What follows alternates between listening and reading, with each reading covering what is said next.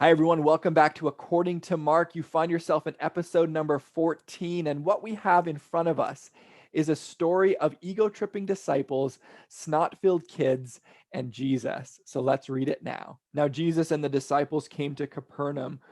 When Jesus was in the house, he asked them, "What were you arguing about on the road?" But they kept quiet because on the way they had argued about who was the greatest.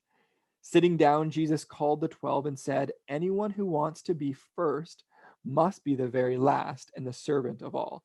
He took a little child whom he placed among them. Taking the child in his arms, he said to them, "Whoever welcomes one of these little children in my name welcomes me. And whoever welcomes me does not welcome me, but the one who sent me." According to Mark, Jesus' disciples are having a testosterone induced argument about who is the greatest.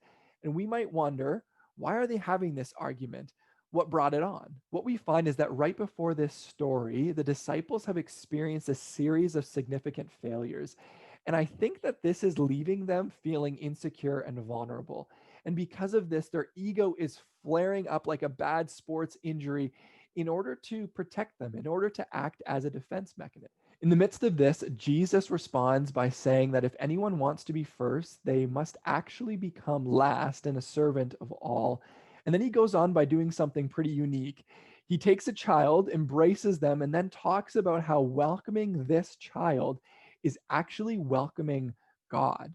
Now, in order to understand what's going on, we need to realize that when we picture this child, we can't picture the typical Huggies baby who's walking around in their diaper and who probably had a bubble bath the night before and slept in their Paw Patrol onesie. In the culture of the time, children were not viewed with the same sentimentality as they are now.